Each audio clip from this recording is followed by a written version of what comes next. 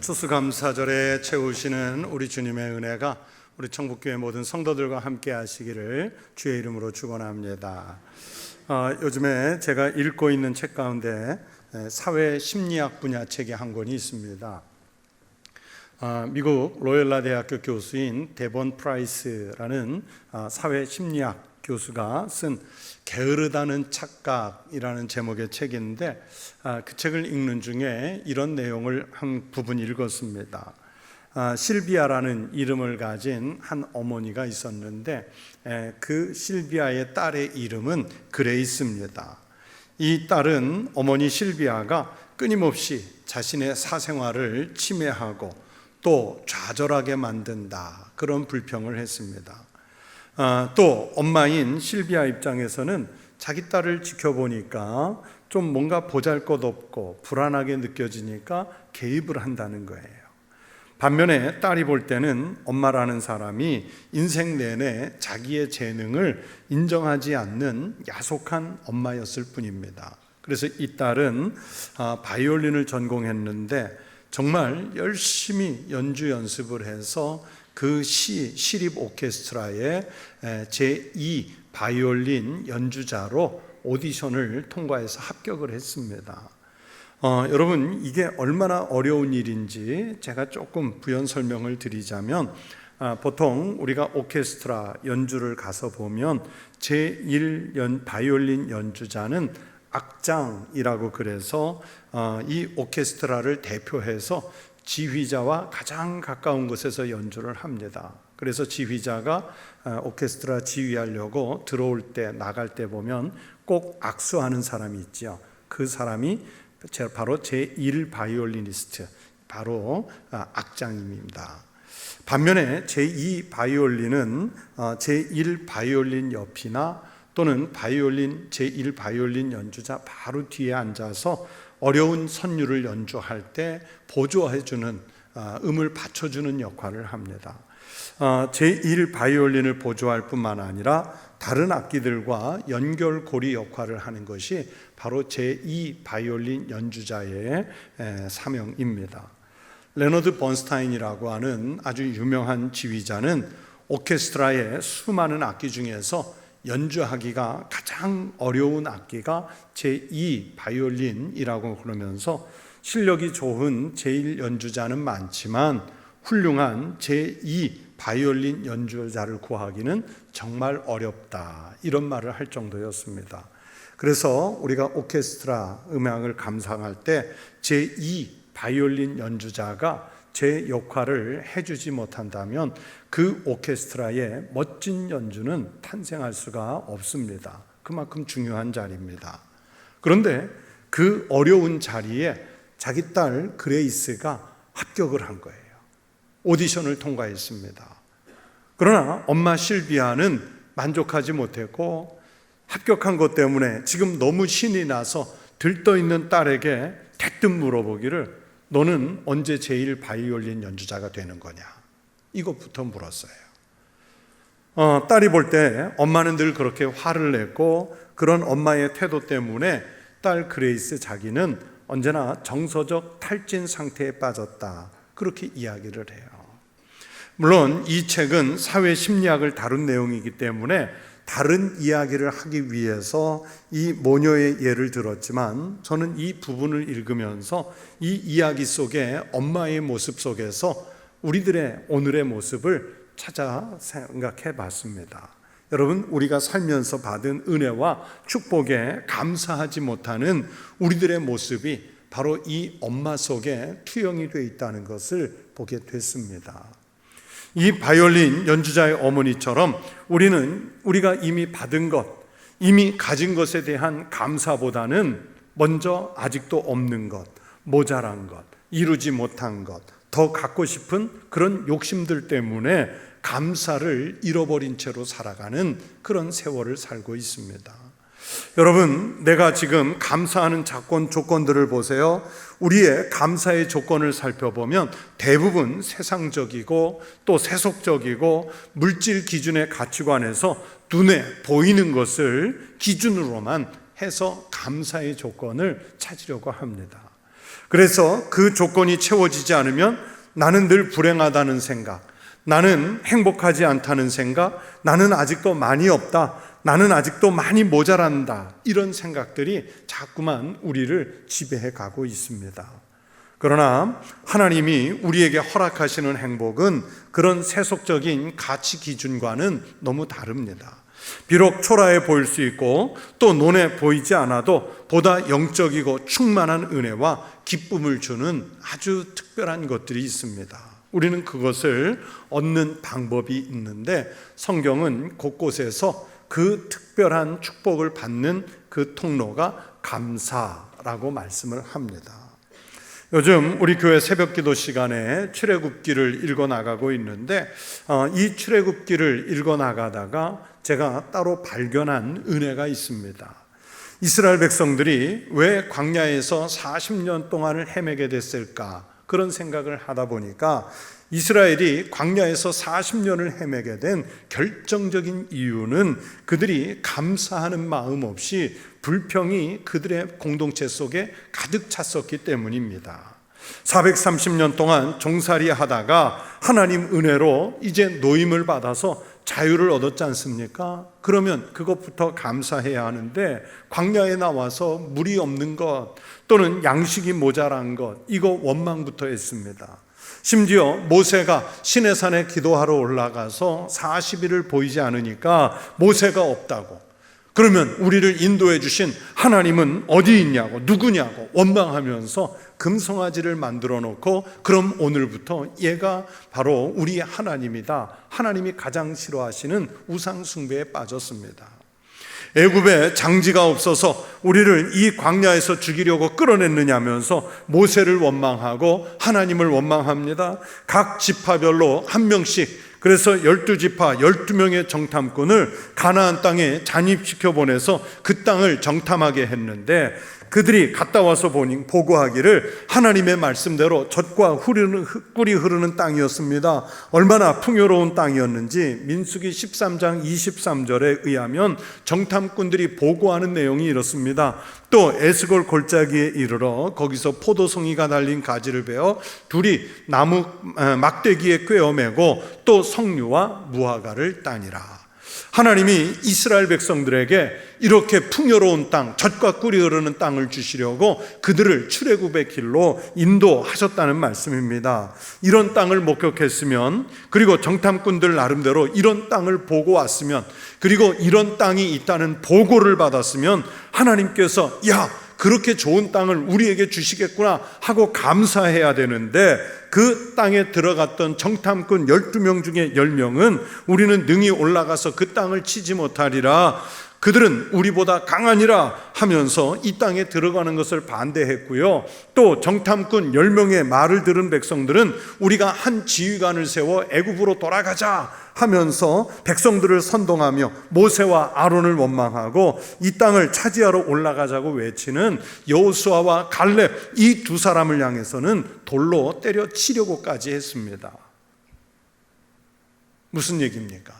하나님 은혜에 대한 감사를 잃어버렸다는 얘기예요.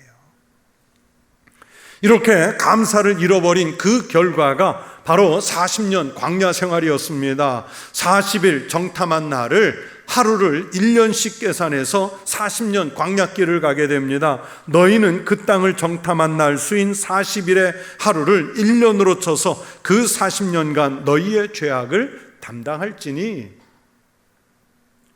그러면서 출애굽 1세대, 이 원망의 세대는 결국 가나안 땅에 전부 들어가지를 못합니다. 하나님은 나를 원망한 자 전부가 가나안 땅에 못 들어갈 것이라고 민수기 14장 29절에서 말씀해 주셨습니다. 여러분, 신앙이 그런 거예요. 우리가 믿는 여호와 신앙이 그렇습니다. 여러분, 감사가 없으면 하나님을 뵐 수 없습니다. 감사가 없으면 가나안 땅에 못 들어간 이스라엘 백성들처럼 감사가 없으면 천국에 들어갈 수가 없습니다. 천국에 누가 들어가는지, 천국에 어떻게 들어갈 수 있는지 시편 100편 4절에서 말씀합니다. 감사함으로 그의 문에 들어가며 찬송함으로 그의 궁정에 들어가서 그에게 감사하며 그의 이름을 송축할지니라. 할지어다. 말씀대로 여러분, 천국에 들어가는 문은 감사가 열어주는 거예요. 감사하는 사람이 하나님의 궁정에 머물면서 천국에서 여호와 하나님을 송축할 수 있는 것입니다. 이렇게 감사는 천국과 지옥을 나누는 기준이 됩니다. 감사가 넘치는 곳에 천국이 임할 줄로 믿습니다. 사랑하는 성도 여러분, 어떤 형편에서도 감사부터 하셔서 하나님이 만드시는 천국의 기쁨으로 살아가시기를 주의 이름으로 축원합니다. 오늘 그것을 집대성한 내용이 시편 본문이 들어가 있는 136편이에요. 오늘 본문으로 읽은 시편 136편은 감사의 시편이지요. 그래서 이 시편은 마치 후렴구처럼 비슷한 말씀이 반복됩니다. 여호와께 감사하라 말씀한 후에 왜 감사해야 하는지를 밝힙니다. 하나님께 감사하라 말씀하신 후에 왜 감사해야 되는지를 말씀합니다. 주께 감사하라 말씀한 후에 또 왜 감사해야 되는지를 반복해서 말씀합니다. 이렇게 처음부터 끝까지 감사로 이 시편을 이끌어 가고 있습니다. 시편 136편 전체를 읽으면 하나님께, 여호와께, 주께 왜 감사해야 하는지 그 감사의 이유가 크게 세 가지입니다. 하나는 하나님이 만물을 창조하신 창조주이시기 때문에 감사하라고 합니다. 또 두 번째는 출애굽의 역사를 인도하신 분이 하나님이시기 때문에 감사라고 합니다. 그리고 세 번째는 이스라엘이 역사 속에서 위기를 맞을 때마다 그 위기를 이겨낼 수 있게 하신 분이 하나님이시기 때문에 감사라고 말씀합니다. 그러면서 오늘 본문으로 읽은 시편 23절부터 26절 이 끝부분은 이 감사의 노래를 마무리하면서 그렇다면 우리는 무슨 내용으로 감사를 해야 될까? 그것을 말씀해 주시고 있습니다. 첫째, 우리를 비천한 가운데서 기억해 주신 하나님께 감사하라고 말씀합니다. 오늘 시편 이 본문 23절에서 비천하다는 것은 신분이 낮고 천하다 그런 뜻이에요. 여러분, 창조주 하나님께서 만물을 창조하시면서 우리 인간을 만드셨죠. 그때 우리 인간은 어떤 무슨 특별한 재료로 만들어진 것이 아니라 흙, 영어 성경에서는 from the dust, 먼지로부터 만들어진 존재였습니다. 그러니까 우리는 무슨 특이한 사람들이 아니라 아주 비천한 존재였어요. 그런데 그 비천한 재료 속에 하나님이 생기를 불어넣으셔, 하나님의 영이신 생명을 불어넣어 주시니까 우리 인간은 귀한 존재가 되었습니다. 얼마나 감사한 일입니까? 이스라엘이 애굽에 있을 때 초반에는 요셉 때문에 귀한 존재였지만 요셉을 기억하지 못하는 새로운 왕조가 들어온 후 이스라엘 백성들은요, 노예의 신분으로 전락했습니다. 아주 비천한 존재가 되었다는 뜻이죠. 이스라엘 역사 속에서 다윗과 솔로몬 시대에 잠깐 반짝하는 강성한 나라가 됐지만, 그러나 이스라엘 전 역사 속에서 대부분은 침략을 당하고 수탈이나 당하는 그런 약소한 민족이었습니다. 아수르에게 짓밟히고 바벨론에게 포로로 잡혀가고 로마에게서는 식민지 통치를 받는 그런 나라일 뿐이었습니다. 그런 비천한 역사 속에서도 하나님은 이스라엘을 절묘하게 이겨내게 하셨고, 그리고 그 비천한 이스라엘을 기억해 주셨습니다. 가장 결정적으로 우리를 비천한 가운데서 살려주신 은혜는 바로 예수 그리스도가 십자가에서 주신 은혜인 줄로 믿습니다. 하나님의 정의와 하나님의 공의로 심판하시면 여러분, 우리는 다 죽을 수밖에 없는 아주 비천한 죄인의 신분일 뿐입니다. 바로 우리가 직접 십자가에 달려야 하는 그런 비천한 죄인이었습니다. 그런데 예수님이 친히 십자가에 달려 죽으심으로 우리를 그 비천한 십자가의 자리에서 구원해 주신 줄로 믿습니다. 여러분, 이보다 더 큰 구원의 감격이 어디에 있겠습니까?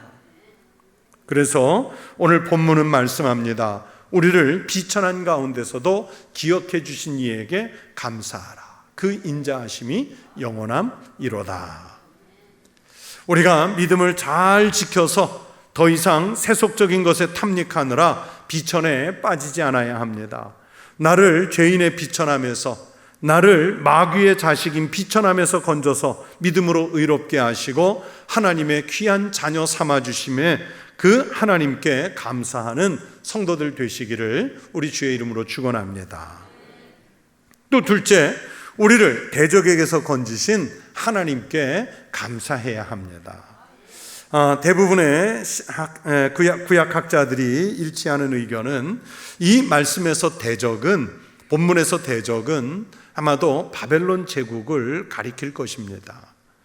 이스라엘이 나라가 멸망해서 70년 동안 이 바벨론의 포로로 잡혀갔었습니다.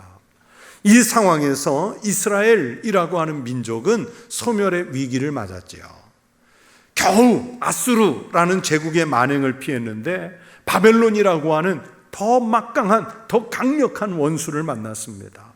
그들에게 결국은 나라를 빼앗겼고 역사에서 이스라엘이라는 이름 자체가 없어질 위기였습니다. 그러나 우리가 성경을 읽고 또 세계의 역사를 보지만 그 긴 역사에서 대반전이 일어납니다. 오히려 그들을 붙잡아갔던 바벨론 제국이 멸망하고 이스라엘은 하나님이 주신 가나안 땅으로 돌아오고, 그리고 역사의 명맥을 이어서 오늘까지도 이스라엘은 존재하고 있습니다. 사람의 힘, 자기들의 국력으로는 도무지 이룰 수 없는 기적이 일어났습니다. 무슨 말로 설명하겠습니까? 하나님의 은혜라는 외에는 여러분 달리 설명할 방도가 없습니다.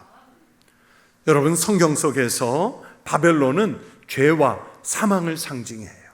요한계시록 18장 2절에 바벨론이 어떤 곳인지를 정리했습니다. 힘찬 음성으로 외쳐 이르되 무너졌도다, 무너졌도다, 큰 성 바벨론이여, 귀신의 처소와 각종 더러운 영이 모이는 곳과 각종 더럽고 가증한 새들이 모이는 곳이 되었도다.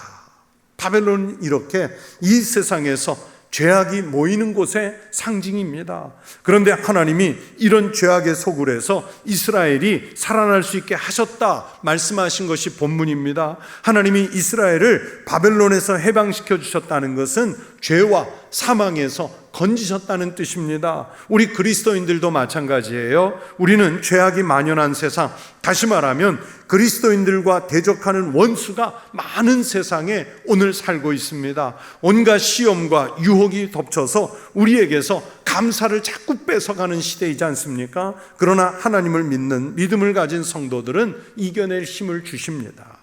우리는 죄와 사망의 권세에서 구원을 받고 하나님의 나라를 소유한 백성이 된 줄로 믿습니다. 이런 진정한 그리스도인들에게 하나님은 이제 세상의 바벨론을 이길 수 있는 힘을 주십니다.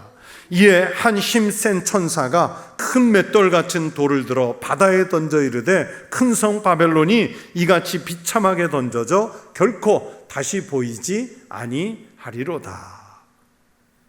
바벨론 같은 이 세상 죄악과 싸워 이길 힘을 주신 하나님께 감사하는 성도 되시기 바랍니다. 그러면 어떤 시험이, 어떤 대적이 우리를 공략해 올지라도 우리는 믿음으로 이길 수 있는 하늘의 권세를 갖게 될 줄로 믿습니다. 또 세 번째, 오늘 본문은 모든 육체에게 먹을 것을 주신 하나님께 감사하라고 말씀합니다. 여러분, 이 본문 말씀에서 모든 육체는 우리 인간을 포함한 이 세상의 모든 피조물들을 가리키는 것입니다. 창조주이신 하나님은 하나님 자신이 만든 모든 생명체에게 합당한 음식을 주시는 사랑의 하나님이십니다. 이스라엘 백성이 40년 동안 광야길을 가면서도요, 굶어 죽지 않았어요. 음식을 먹을 수 있었습니다. 이스라엘 백성들이 광야길 40년을 가면서도 저들에게 물이 없어서 목말라 죽지를 않았어요. 첨단 과학 문명, 농업 문명이 발달한 21세기인 지금 시내 반도를 가도요, 여전히 농사 지을 수 없는 사막, 모래 땅, 광야 땅, 돌 땅입니다. 하나님은 이스라엘 백성들에게 그곳에서 양식을 주시고 그곳에서 하나님은 물을 주셨던 거예요. 하나님 은혜죠. 여러분, 오늘 말씀에서 먹을 것이라는 것이 단순히 음식만을 말하는 것일까요? 아닙니다. 우리가 살아가는 데 필요한 모든 것을 말합니다. 그래서 예수님은 아버지 하나님이 우리가 필요로 하는 먹을 것과 입을 것, 마실 것을 주시는 하나님이시기 때문에 우리는 세상의 것에서 먹을 것을 찾으려고 하지 말고 먼저 하나님의 나라와 하나님의 의부터 구할 것을 말씀하셨습니다. 그런즉 너희는 먼저 그의 나라와 그의 의를 구하라. 그리하면 이 모든 것, 즉 우리가 세상에서 구하는 이 모든 것을 너희에게 더하시리라. 여러분, 우리가 살면서 필요한 것이 참 많습니다. 구해야 할 것이 많습니다. 그러나 감사하는 성도는요, 뭐부터 구하냐면 먼저 하나님의 나라와 하나님의 의부터 구하는 것입니다. 그런 성도에게 하나님은 필요한 것들을 가장 적절하게 공급해 주시는 하나님이신 줄로 믿습니다. 이런 하나님의 은혜를 누리면서 사는 성도 되시기를 축원합니다. 어떤 분이 말씀하시기를 감사는 하나님의 축복을 담는 그릇이다 라는 말을 했어요. 참 멋진 말이에요. 여러분, 이 감사는 하나님이 주실 복을 담을 그릇을 준비하는 것입니다. 오늘날 우리 사랑하는 성도들은 하나님이 복을 주시고자 할 때 그 복을 담을 그릇을 준비하고 계시는지요? 아무리 많은 축복을 내려주셔도 감사가 없으면 복을 받을 줄 몰라요. 오직 감사하는 사람만이 하나님께서 우리에게 내려주시는 복을 담을 수 있는 그릇, 광주리를 준비하는 것입니다. 감사로 복 받을 준비를 하고 살아가는, 그리고 그 복을 늘 받는 거룩한 성도들이 되시기를 바랍니다. 사랑하는 성도 여러분, 우리 그리스도인의 생활은 감사의 생활입니다. 넘치는 감사는 그리스도인만이 누릴 수 있는 특권입니다. 하나님께서는 여러분 한 사람, 그 한 사람을 다 사랑하시는 줄로 믿습니다. 하나님의 사랑을 입은 사람은 그래서 그 심령에서, 그 입에서, 그 삶에서 불평하기를 그치고 하나님께 감사하는 것부터 합니다. 그러면 무엇을 감사드려야 할지 자연스레 알게 됩니다. 오늘 성경의 말씀대로 감사는 하나님과 동행하는 축복을 주실 줄로 믿습니다. 오늘날 감사를 잃어버린 이 시대, 원망이 넘쳐나는 이 시대를 살면서 우리의 영적 회복은 바로 오늘 성경 26절이 말씀하는 대로 하늘의 하나님께 먼저 감사부터 하십시오. 그러면 그 인자하심이 우리와 영원할 줄로 믿습니다. 여러분의 삶의 자리에서 하나님이 지키신 은혜를 찾고 그 은혜에 감사하는 삶을 살아가는 거룩한 성도 되시기를 주의 이름으로 축원합니다. 기도하겠습니다. 하나님 아버지, 감사합니다. 저희들에게 하나님의 자녀가 되는, 하나님의 백성이 되는 권세를 주셔서 감사합니다.